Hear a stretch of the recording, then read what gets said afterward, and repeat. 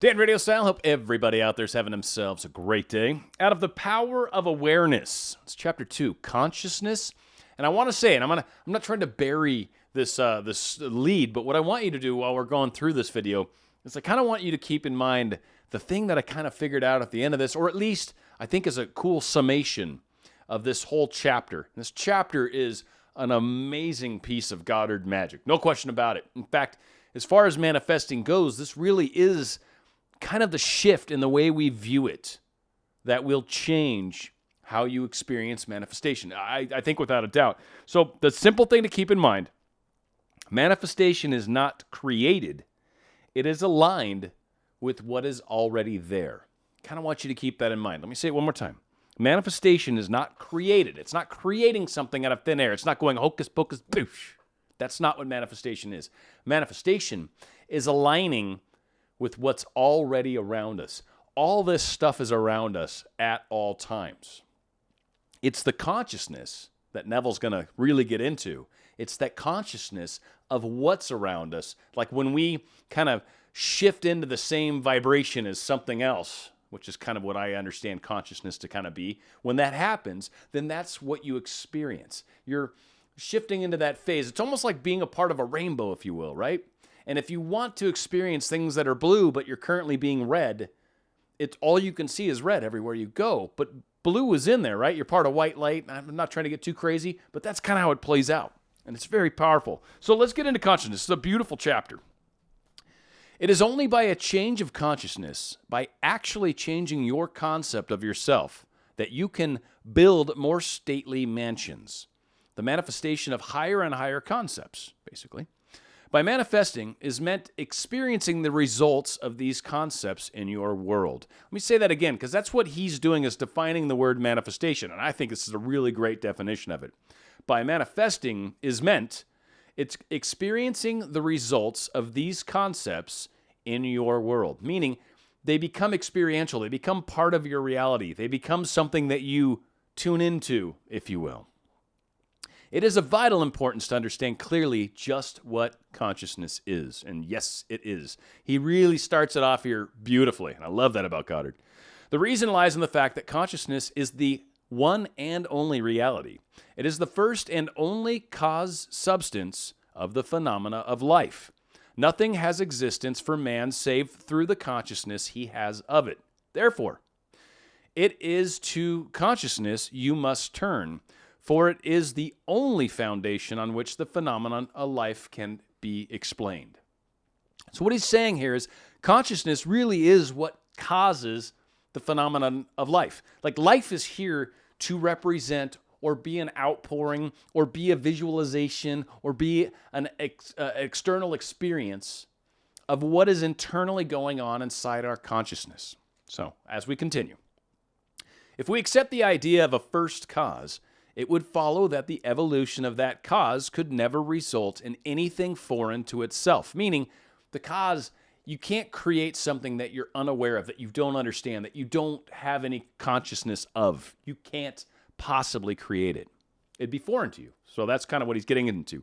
So let me say this sentence again. I don't want to get lost in this. If we accept the idea of a first cause, it would follow that the evolution of that cause could never result in anything foreign to itself. That is, if the first cause substance is light, all of its evolutions, fruits, and manifestations would remain light. The first cause substance being consciousness, all its evolutions, fruits, and phenomena must remain consciousness. All that could be observed would be a higher or lower form or variation of that same thing.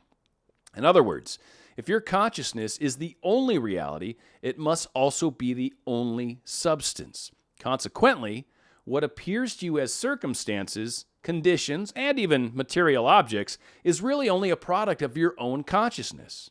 Nature, then, as a thing or a complex of things external to your mind, must be rejected. You and your environment cannot be regarded as existing separately. You and your world are one.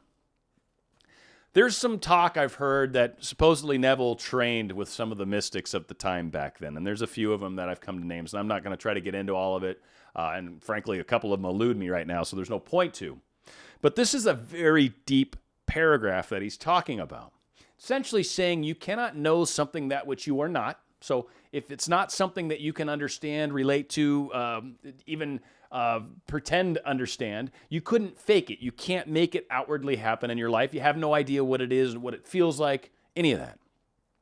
But what we do experience is some sort of variation of this consciousness. And if there's something about it that seems odd, it's only a higher or lower vibration of that which we understand ourselves to be. It's deep, and you might maybe have to listen to this a couple times. Hopefully I'm doing justice, but this was like a powerful chapter. So let's continue. Therefore, you must turn from the objective appearance of things to the subjective center of things, your consciousness, if you truly desire to know the cause of a phenomenon of life, and how to use this knowledge to realize your fondest dreams. In the midst of the apparent contradictions, antagonisms, and contrasts of your life, there is only one principle at work, only your consciousness operating. Difference does not consist in variety of substance, but in variety of arrangements of the same cause substance, your consciousness. This is, again, it's getting deep. He gets into this idea that the fact that we experience so many different things isn't necessarily a totally different scenario. It's a different construct of our consciousness. It's a different way at which we're viewing things or believing things or understanding things. It's like the sum total of our understanding of love, for example. If we're manifesting love, what we experience of love is a sum total of the love we've experienced, or of the abandonment, or of being hurt, whatever.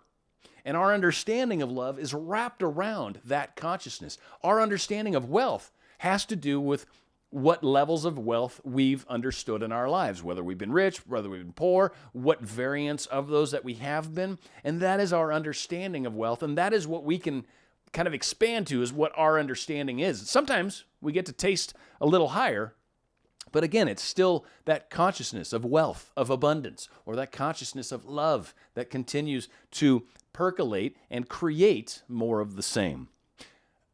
Again, so much in one chapter. Goddard's amazing. He's like opposite of what I am, right? What I can say in 5,000 words, he can say in like 4. It's amazing. So the world moves with motiveless necessity. By this is meant that there is no motive of its own, but is under the necessity of manifesting your concepts, the arrangement of your mind, and your mind is always arranged in the image of all you believe and consent to as true. Kind of for those of you that maybe watch The Matrix and talk about, hey, life's a matrix, it's all about a matrix. Yes, that's really kind of what he's getting into, is the matrix, and is really life is here to do as we ask, as we consciously ask of it, and it doesn't care. If you say, I want red, I want green, it doesn't care. It doesn't have a judgment. If I want good, I want bad, it doesn't care. It gives you what it is that you've essentially wrapped yourself in as far as consciousness is concerned. That's what it gives you. It doesn't care. So that's what he means by it's a motiveless necessity. By this is meant that it has no motive of its own, but is under the necessity of manifesting your concept, the arrangement of your mind. And your mind is always arranged in the image of all you believe and consent to be true. Meaning what you believe and what you acknowledge as how things are is what you create, is what you understand, is what is around you. Now, he gets into this in a very cool way. So here we go. So please bear with me, because it does start to tie together. The rich man, poor man, beggar man, or thief are not different minds, but different arrangements of the same mind. In the same sense that a piece of steel, when magnetized, differs not in substance from its demagnetized state, but in the arrangement and order of its molecules. A single electron revolving in a specified orbit constitutes the unit of magnetism. When a piece of steel or anything else is demagnetized, the revolving electrons have not stopped, therefore the magnetism has not gone out of existence. There is only a rearrangement of the particles so that they produce no outside or perceptible effect. When particles are arranged at random, mixed up in all directions, all over the place, the substance is said to be demagnetized. But when particles are marshaled in ranks so that a number of them face in one direction, the substance is now a magnet. Now, let me explain really quick, not to get too far off. But what happens in substances, we'll use steel as the example. You got a bunch of atoms that are all laid out. Just imagine little like Legos, building blocks, right? Now, what happens that's really cool when it's magnetized is the north and south pole, meaning there's a side of it that's negative and a side of it that's positive. They all align exactly the same way. So all the negatives are going that way. Boom. You got all these atoms pointing in the same direction. Now this becomes your minus pole, and this is your plus pole. Now you have a magnet. And what he means by when they're all rearranged, you just have atoms or things oriented in all sorts of different directions. It still makes a solid. It's still a bunch of atoms interlaced next to each other, but their negatives are going off in different directions, and so there's no real one direct focus or pole, and so it's not magnetized, but it's still the same thing. So it's rearranging what's already around us to create, or better put, to experience what's already there. You may have been experiencing one thing. I'm going to refocus and reshape some of these ideas I have in my mind, some of these beliefs, some of these truths that I hold so dear. I'm going to rearrange them a little bit. And now all of a sudden, instead of creating something, no, because everything's already there, I'm actually kind of getting in tuned with a different thing. And I'll start to notice that when just moments ago, in the same place, I was seeing something else. But by shifting my consciousness, now all of a sudden, I see more of the color green instead of the color red. Now I'm seeing the thing that I would like to see because I've shifted my consciousness and I've maybe found the belief that's holding me back. Maybe I've found the truth that I've been holding myself back with. But now we're starting to get into the real nuts and bolts. It's like 2 more paragraphs. Magnetism is not generated. It is displayed. Health, wealth, beauty, and genius are not created. They are only manifested by the arrangements of your mind. That is, by your concept of yourself. And your concept of yourself is all that you accept and consent as true. What you consent to can only be discovered by an uncritical observation of your reactions to life. I'm going to have to say this one again for you guys. Okay? What you consent to can only be discovered by an uncritical observation of your reactions to life. That is a key sentence. What it's saying, what you consent to, meaning, how can I figure out what part of my consciousness is causing me to have a hard time creating whatever it is? Or what part of my consciousness keeps creating things I don't want? Or I am trying to understand why I keep creating everything that I want, and it's really awesome, and I don't understand why. It is our consent, meaning by one, accepting what we believe, but then the question comes, but what do I believe? I listen to myself. I don't say anything. This is where he says, what is your consent to can only be discovered by an uncritical observation of your reactions to life. Uncritical meaning non-judgmental. You need to be open. You need to be able to see yourself with love. You need to be able to understand that we've all been hurt. We've all been scarred, right? We've got some scar tissue in there. And so sometimes things pop up. Sometimes we believe things like, everything works out for me would be one example of a positive, but what about the other side of that? Every time I get close to something, the rug always gets yanked out from me. Like, you'll say little comments every once in a while, like, yeah, I was expecting to break up. It just never works out. Like, it's that uncritical, like, you've got to hear yourself and love yourself enough to be able to, like, not defend what you just said, because that's not going to help you. If you said something weird just a moment ago, don't be like, well, yeah, but what I meant was, no. Great what you meant. Let's work on that. But what you said was this. Let's look at that. This is what you're consenting to. The little comments we make, the little things we say, the little beliefs we hold are what are keeping us or propelling us from the thing we want. Right? It's either propelling you towards it, or I'm having a hard time getting there because I have these little moments where I know he's still mad at me, so why is he going to forgive me? Or I know I can't possibly get with them. I don't make enough money. Or I could never make that much money. I wasn't born in the right neighborhood. I didn't go to the right school. I don't drive the right car. My mom left me, so I have a hard time with relationships, right? What is the thing that a lot of us hold as our little crutch, our little reason We can't seem to get what we want. What you consent to can only be discovered by an uncritical observation of your reactions to life. Your reactions reveal where you live psychologically, and where you live psychologically determines how you live here in the outer visible world.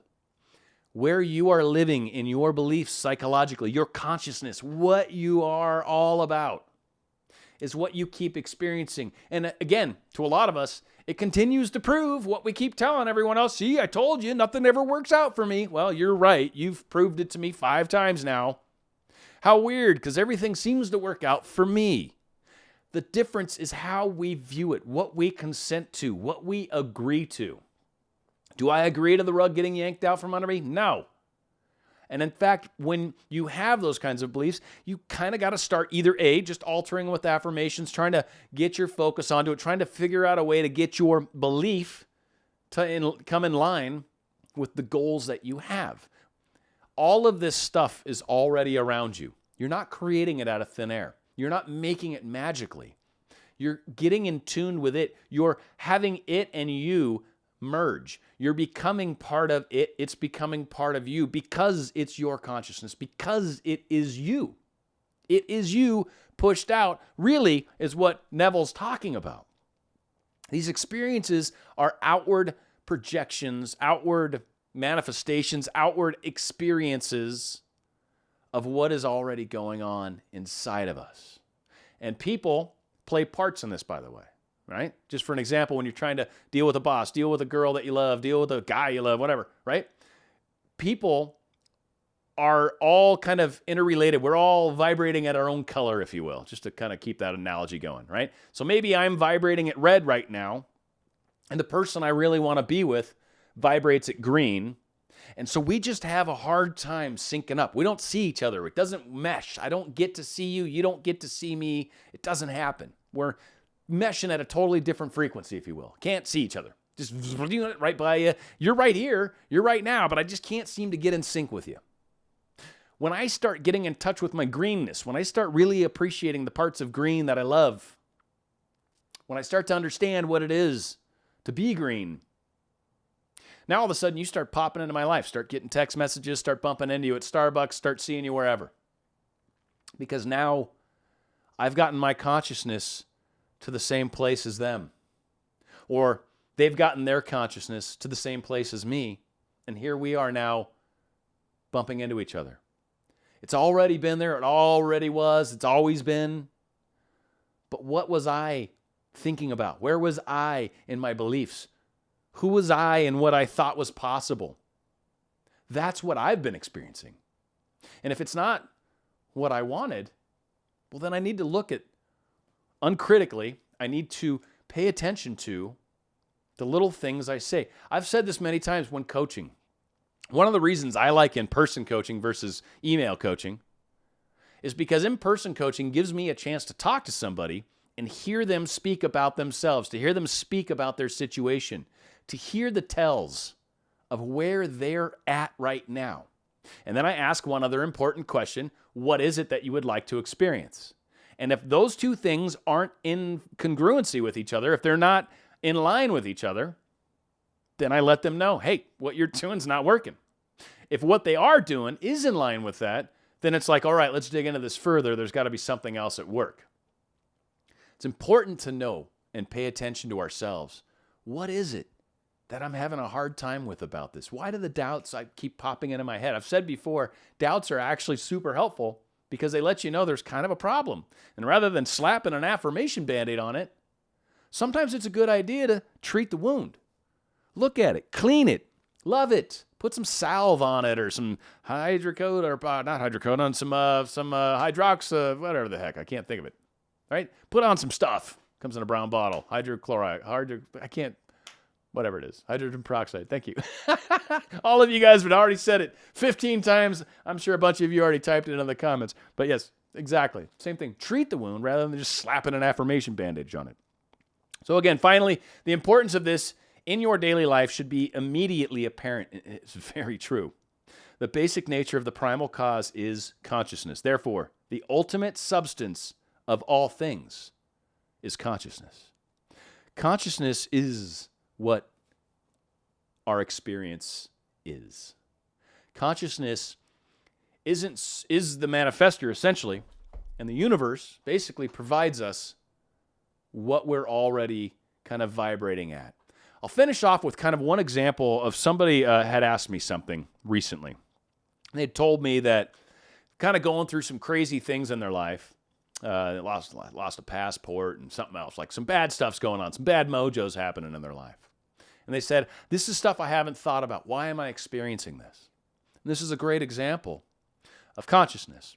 I'm going to give the two examples that kind of popped in my head when I was thinking about this individual.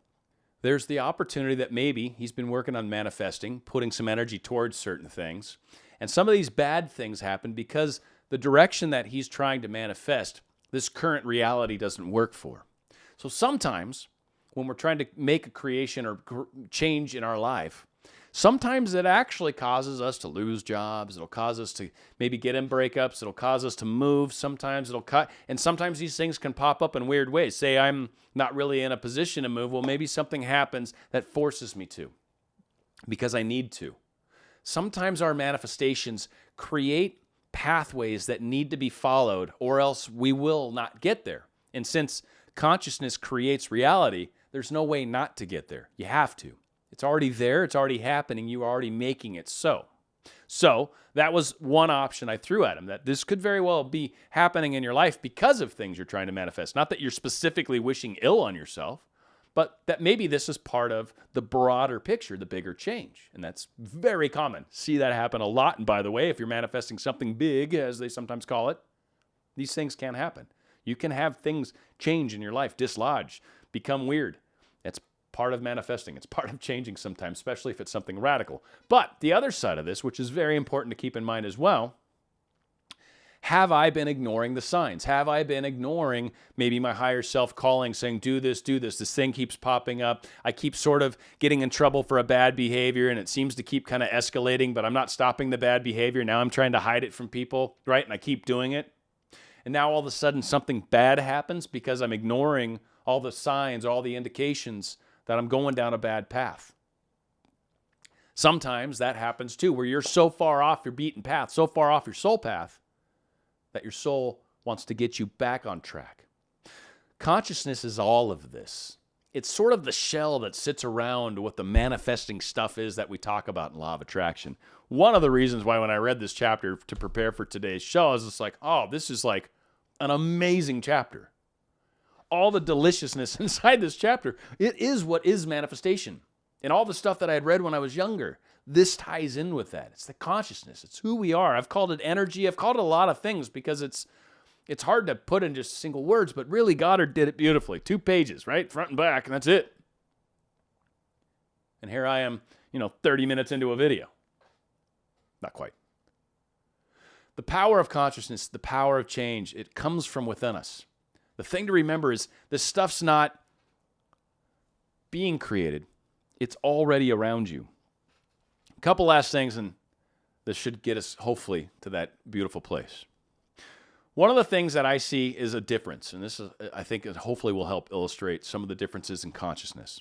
And again, it's one of those things where you've got to sit, kind of pay attention, be uncritical, don't be mean to yourself. It's okay. It's okay if you suck. It's okay if you finally saw it. You go, oh my God, I've been saying I can't do this, I can't do this, can't do this. I've been saying it over and over, and I finally heard myself.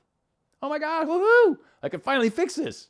So yes, rejoice if you are doing anything. Love yourself enough to give yourself a chance. Because when you find these things, sometimes you'll be like, oh, geez, really? It's okay. That's part of this. It's part of growth, part of awakening, all this good stuff that we're doing. So one of the differences is how we perceive healthiness, consciousness of healthiness. There's a lot of people that, I got to stay healthy. I got to try to be healthy. Someone sneezes on you and you're like, oh my God. And you start eating zinc lozenges immediately. Oh my God, I sneeze. I got to wear a mask from here on out. Like all these things, like we have this constant desire to stay away from germs, always using anti-germ medicines and all sorts of stuff, right? Great. That's one way to have consciousness about it. There's another way where kind of got this, oh, I'm always healthy sort of thing. Like germs are my friend. Germs help my immune system create defenses, antibodies. Once you have an antibody, you're now immune to that particular germ forever. Your body remembers it. Anytime that germ ever comes into your body, it's like, haha, I've seen you before. Bam, see ya. Wouldn't want to be ya. So you realize that just by keeping your energy up, is by keeping yourself, napped or well rested, keeping yourself in exercise, eating healthy, that you realize you've got no problems because your immune system's there to help you. Those people that tend to come from that angle don't get sick much because their consciousness does not really have sickness in it. Their consciousness has health in it. Their consciousness has this concept of becoming stronger relative to the things that make others weak. Concept of being good to myself and doing the things that will help benefit me in the long run. Versus the person that's so scared that they're going to get sick. They can't get sick. I'll miss that date. I can't get sick because I can't go to work and I can't afford that. I hate if that happens because I don't like being sick. I'm going to eat more zinc because that person sneezed. Oh my God, I got to spray Clorox all over my thing because I got germs on there. Someone used my desk and now it's got germs on it. Like, it's just that constant barrage of trying to keep germs away. And then the first person that does sneeze on you, well, now you do get sick because maybe your immune system doesn't work. Maybe it's in your consciousness of sickness. You got sickness in your consciousness. Talked about trying to heal yourself. Trying to heal yourself is almost impossible because the consciousness is on the sick. The focus is on the sick. I want to remove the sick, thusly heal myself versus thoughts of healthiness. What do healthy people do? Do healthy people think about being sick? Do healthy people think about their sickness? No, they're healthy. They don't think about that. That's the consciousness. That's the area. What is it that we entertain in our minds? What is it that we accept as true? What is it that we allow in our realities because it's something that we keep entertaining? Change the shift. Change the consciousness. Shift the focus of what it is that you believe. And you will see your life change overnight. Stay on Radio Style.